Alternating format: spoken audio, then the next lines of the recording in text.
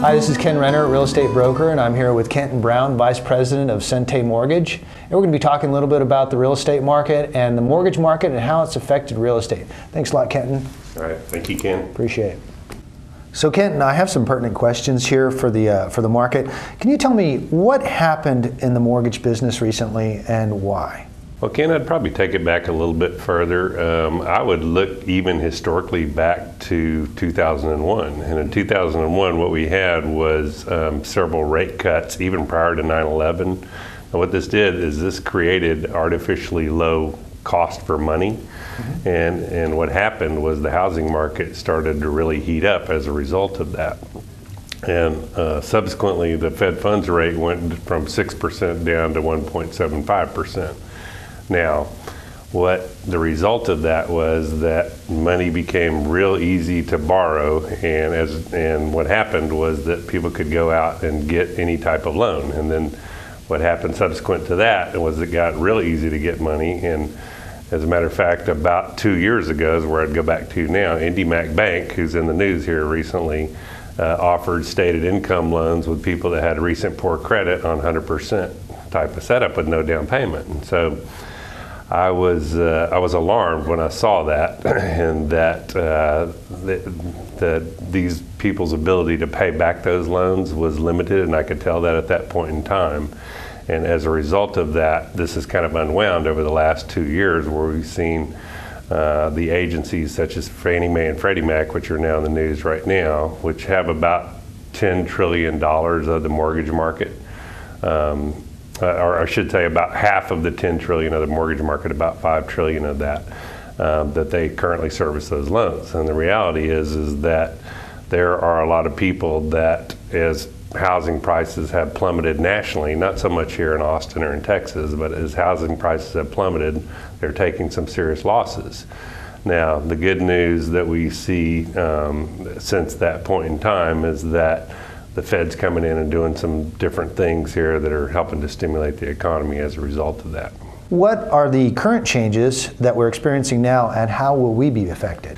Okay, well, the current changes that we're seeing right now is the mortgage markets have tightened up substantially, and this is a result of the losses that the agencies like Fannie Mae and Freddie Mac are taking losses with at this moment in time.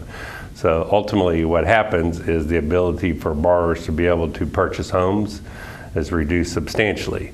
Here again, this is on a national level, but it affects us at a local level here in Austin as well.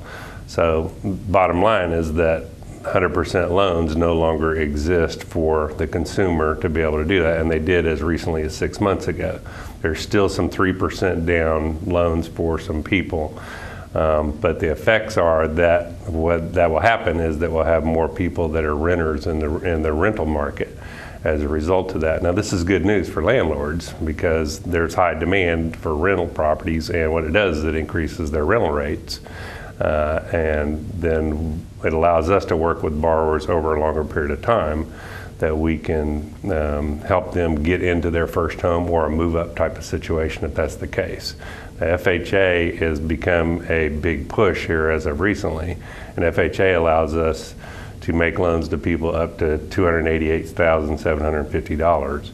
And this represents about 75% of the mortgage market actually in Austin, Texas currently, and people don't realize that. But that's allowing people to be a first-time home buyer and put as little as 3% down. They don't necessarily even have to be a first-time home buyer. So the other changes that we're seeing right now is it's really challenging for investors to be able to buy new properties unless they can come up with 10 or 20% down. There's still currently one mortgage insurance company that will allow 10% down on investment properties, but for the most part, that's probably going by the wayside. They're making it a little bit more restrictive in terms of people that are buying a home as their new primary residence and they turn their old property into a rental property. That's just come down here recently in the last week or so here. And that's as a result of people buying a new home and then they're letting their old home go back. And the increased foreclosure rates around a lot of other parts of the country are whether they're creating this problem that we're having to deal with at a local situation. What are your speculations about the future, and what impact will that have on people's ability to get loans? Well, and ultimately, the pendulum swings in both directions here, Ken, and what happens is it goes too far in one direction or the other. 2 years ago, we went too far on the money being too easy. Now, when I speculate about the future, I look at, the pendulum has swung too far here now. So that hampers the ability of first-time homebuyers to be able to get into a house because of the restrictions associated with that. When I look at it, is the ability of homeowners to be able to buy homes will ease up over timeline, and as the pendulum swings back into place, and there's still a lot of first-time homebuyer programs and affordability products that are out there that help with those markets. Now, for the landlords in the rental market is exceptional because rental rates will continue to rise in an interim situation while we're waiting for this pendulum to swing back. So basically, Ken, what we've done is we return to basics, that someone has to actually have a job, they actually have to pay their bills and have good credit, and they actually have to save up a little bit of a down payment, not a whole lot. So FICO scoring is a big thing because a lot of the loans are based on credit scoring models right now. So typically those with credit scores below 580 are probably not going to get a loan right now, and they need to wait.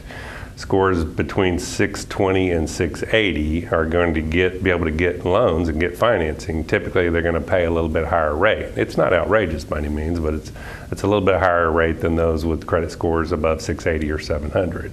Investors in particular probably need scores minimally above 680, but to get the best terms above 700 or 720.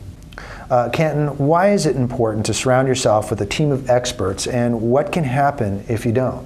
The big things that I look for when I'm surrounding myself with what I call networks of help or trusted individuals that I can rely on is three particular things. One is, do they care? Are they sincere? Secondly, are they reliable? Do they communicate with you? Do they do what they say they're going to do when they say they're going to do it? And are they competent? Now, if any one of those three things is missing, it's challenging to trust them in a meaningful way. And so I look at, they may be really good at what they do, but if they don't communicate and call me back, then it's difficult for me to surround myself with those people that I call my trusted advisors or my networks of help. For the consumer, what I would look at is it's important to surround yourself with trusted advisors, and they can help you in meaningful ways in areas that you don't have expertise in. So if you work and you're a software engineer or something like that, and somebody else is an expert in real estate, then it's important that they deal with those people that are trusted advisors for them, that know what they're doing in those other things that they talk about in those other domains. Typically, when someone is looking for a trusted person in any situation, look for a referral of somebody that they trust that has had firsthand experience with them, because that's really important to know that they can be trusted in whatever that they do. And the internet being popular is great. However, it's a great tool to get information, but it's not a great place to get referrals. So check with people that you trust and already know to find out who they had experiences with and if they can be trustworthy. Ken, what I look at is experience matters in the marketplace, and personally I've been in the business for 25 years, and I know you have as well. And I look at professionals in any business, and I would recommend that anybody do that. Look at the experience level and what somebody has, what they've done in their career. Or did they just start last week, or have they been in the business 25 years? And if they have, and they're competent and sincere and reliable, then you can probably trust them. That's the reality of it. Trusted people hang out with other trusted people. That's the way that it works. And people that are not trustworthy typically hang out with not trustworthy people, has been my experience. All right, Kenton, that's been very informative. We appreciate it. Our viewers are going to get some great wisdom out of that, and we'll be talking with you next time. Thanks a lot. All right, thank you, Ken. All right.